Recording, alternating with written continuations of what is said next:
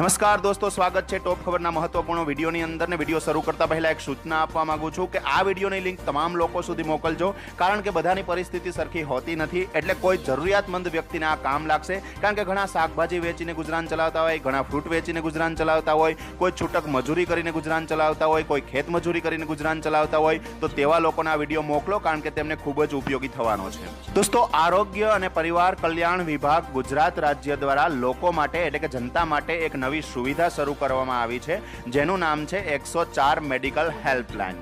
જેવી રીતે 108 હોય છે તેવી રીતે જ આ 104 મેડિકલ હેલ્પલાઇન છે.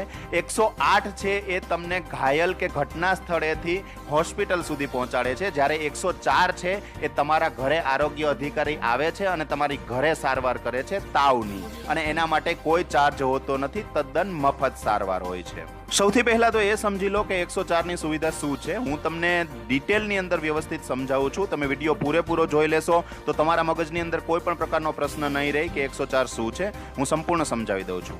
પહેલા તો ઘરે બેઠા તાવનો ઈલાજ થઈ શકે છે, એટલે કે 104 થી ઘરે બેઠા તાવનો ઈલાજ થઈ શકે છે. લોહીનો રિપોર્ટ પણ ઘરે થઈ શકે છે, એ પણ મફત. તેમજ તાવની ઓળખ થતા દવા પણ તમને મળશે અને એ પણ મફત. બરાબર, એટલે કે લોહીનો રિપોર્ટ પણ થઈ જશે અને લોહીનો રિપોર્ટ થયા પછી કયો તાવ છે એ ઓળખાઈ જશે તો તમને દવા પણ આપવામાં આવશે, એ પણ મફત. તો આ પ્રકારની સુવિધા હોય છે 104 ની.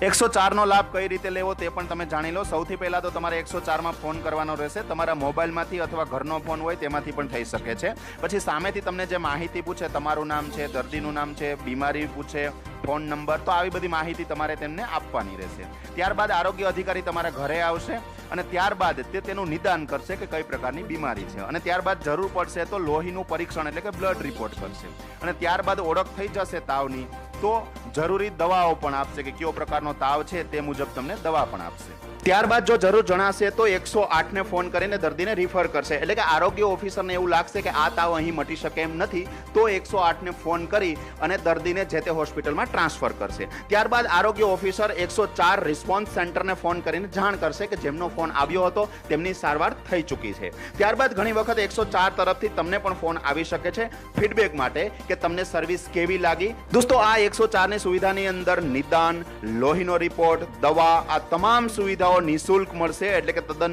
ફ્રી મળશે. કોઈ પણ પ્રકારનો ચાર્જ આપવાનો થશે નહીં. તો મિત્રો, આ વિડીયોને વધારેમાં વધારે ફોરવર્ડ કરજો. આપણે વોટ્સએપ ઉપર ખોટા જોક્સ અને જે તે મેસેજો ફોરવર્ડ કરતા જ હોય છે, પણ આ વિડીયો ખૂબ જ ઉપયોગી છે, કામ લાગે એવો છે, જરૂરિયાતમંદને મદદરૂપ થઈ શકે એવો છે. તો મારે કોઈ કહેવાની જરૂર નથી, તમે ફોરવર્ડ કરજો, વધારેમાં વધારે ફોરવર્ડ કરજો. નવા વિડીયોમાં મળશું. વંદે માતરમ. જય ગરવી ગુજરાત.